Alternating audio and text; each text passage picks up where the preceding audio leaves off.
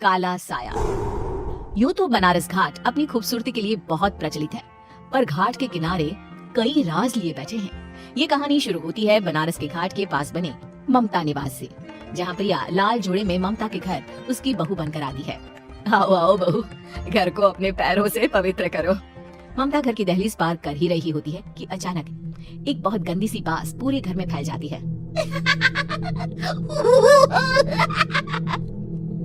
ये बदबू और ये आवाजें, ये कौन हंस रहा है माँ? अब ये पड़ोसी ना हमारे थोड़े अलग से है। कहाँ हम शाकाहारी और ये मांस मच्छी खाने वाले। छोड़, तू ध्यान मत दे और गृह प्रवेश कर। और हाँ बहू, अपनी सास की एक बात हमेशा याद रखना, इन पड़ोसियों से तो कभी बात नहीं करेगी। अच्छे लोग नहीं है ये। अपनी सास की ये बात मानेगी ना बेटा? हाँ माँ, जो आपकी मर्जी, मैं उनसे बात नहीं करूंगी। अगले दिन प्रिया अपनी पहली रसोई बनाने रसोई घर में जाती है। ये छोटी बात तो नाक में जा रही है। एक काम करती हूँ, खिड़की खोल देती हूँ। प्रिया खिड़की खोलने जाती है। इतने जाले, लगता है इस खिड़की को कभी खोला ही नहीं गया। पर ऐसा क्यों? ओह, नॉन वेज की स्मेल आती होगी ना। 2 मिनट के लिए खोल लेती हूँ, फिर बंद कर दूंगी। प्रिया खिड़की खोलती है। खिड़की खोलते ही उसकी नजर सामने वाले घर की खिड़की पर पड़ती है, जहाँ एक लड़की खड़ी होती है। हाथों में मेहंदी, लाल रंग की साड़ी, बिल्कुल सजी धजी, मानो प्रिया की तरह ही वो भी नई नवेली बहू हो। वो प्रिया को देखकर मुस्कुराती है। हे भगवान, माँ ने तो इनसे बात करने को मना किया था। प्रिया फौरन ही खिड़की बंद कर देती है और तवे पर चढ़े रोटी की ओर देखने लगती है, पर वहाँ रोटी न होकर मछली पड़ी होती है। ये क्या? पहली ही रसोई में इतनी बड़ी गलती। हे भगवान, अब मैं क्या करूँ? प्रिया बहुत डर जाती है और फौरन रसोई की सफाई करने और फिर सभी के लिए खाना बनाने लग जाती है। जब वो सबको खाना परोसती है, सब तो ठीक है, मैं बेकार में चिंता कर रही थी। हे भगवान, ऐसे ही बस अपनी कृपा बनाए रखना।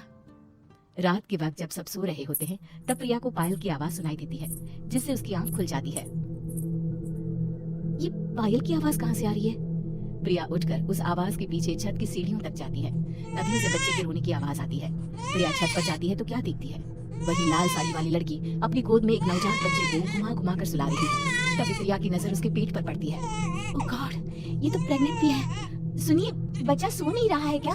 मैं कुछ मदद करूं? नहीं नहीं, आपके घर वालों को अच्छा नहीं लगेगा, मैं संभाल लूंगी। स्नेहा की गोद से बच्चा हाथ मारकर प्रिया की गोद में आने को छटपटाने लगता है। दोनों घर अगल बगल में बने होने के कारण प्रिया उस बच्चे को गोद में ले लेती है। प्रिया के पास आते ही वो सो जाता है। बच्चे का वो स्पर्श रात भर प्रिया भूल नहीं पाती और अगली सुबह वो छत पर कपड़े सुखा रही होती है। तभी उसे एक औरत इशारा करके बुलाती है। स्नेहा कह रही थी बाबू तुम्हारी गोद में आते ही सो गया। मैं गौरी, स्नेहा की माँ हूँ। बहू, घर आना, बाबू को खिला भी लेना। शाम को जब घर पर कोई नहीं रहता, बच्चे से मिलने के लिए प्रिया छिपकर अपनी पड़ोसन के घर चली जाती है और कुछ देर बच्चे को खिलाकर वापस लौट आती है। इसके कुछ दिन बाद ही प्रिया को पता चलता है कि वो माँ बनने वाली है। ममता की खुशी का ठिकाना नहीं रहता। माँ जी, पता नहीं क्यों उल्टी आ रही है। प्रिया भागती हुई वॉशरूम में जाती है तो हरी और लाल रंग की उल्टी करती है। उस उल्टी में से कीड़े निकलते हैं। ये क्या? खून और ये कीड़े! माँ, माँ!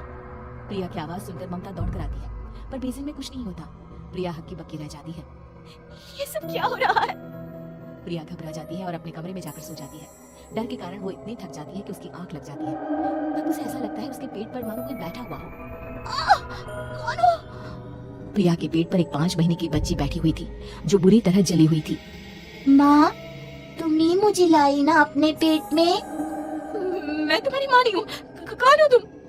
माँ, देखो मैं जल गई बुरी तरह से। 6 महीने पेट में रहने को भी मुझे नहीं मिला। सिला दो ना माँ। बचाओ, बचाओ, माँ! ममता दौड़कर कमरे में आती है। प्रिया की बातें सुनकर वो सब समझ जाती है। तू कहीं बगल वाले घर में तो नहीं जाकर आई ना बहू? मुझे माफ कर दो, मैं गई थी माँ। उस घर में सब मरे हुए हैं बहू। कई साल पहले स्नेहा उस घर में बहू बनकर आई थी। कुछ ही दिन में वो एक बच्चे को जन्म देने वाली थी। पूरा घर बच्चे के आने की खुशी में खोया था कि एक दिन अचानक उस घर में आग लग गई। सब बुरी तरह जलकर मर गए। गौरी आज भी दादी बनने का इंतजार कर रही है और इसीलिए स्नेहा ने अपना अजन्मा बच्चा तुम्हारी कोख में डाल दिया। ममता ये कह रही होती कि पीछे से उसके पैरों को एक बच्चा पकड़ लेता है। दादी, दादी। माँ, स्नेहा की गोद में यही बच्चा था। ये बच्चा कौन है फिर? तेरी मौत है। तेरी भी दादी।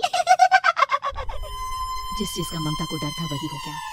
ममता निवास के ऊपर मौत ने चादर बिछा दी थी। प्रिया का पेट ऐसे ही बढ़ जाता है मानो 9 महीने का हो। 2 हाथ उसके पेट से बाहर निकलते हैं। बहू, संतोष को फोन कर, किसी पंडित जी को बुला बहू। प्रिया का पति भागता हुआ घर आता है। ये तो होना ही था माँ।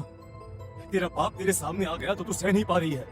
स्नेहा घर में आग लगी नहीं थी, माँ ने लगाई थी, प्रॉपर्टी की लालच में। और वो बच्चा मेरी पहली पत्नी का बच्चा है, मेरा बेटा, जो कि उस आग की चपेट का शिकार हो गया था। मैंने तुमसे ये सब माँ के कहने पर छुपाया था। मुझे माफ कर दो प्रिया। तुम अगर चाहो तो यहाँ से जा सकती हो। मैं तुम्हें किसी भी बंधन में रखना नहीं चाहती। मेरी शादी हुई है आपसे, मैं आपको छोड़ नहीं सकती, पर उससे पहले हमें स्नेहा, उसकी माँ और बच्चे की आत्मा की शांति करवानी होगी। संतोष और ममता गौरी के घर जाते हैं। अंदर सब कुछ जला हुआ होता है। जमीन पर जली हुई लाशें बिखरी हुई थी। ममता रो रो कर अपनी करने की माफी गौरी से मांगती है। प्रिया स्नेहा के घर वालों का अंतिम संस्कार करवा देती है और ममता निवास फिर से आत्माओं के साए से मुक्त हो जाती है।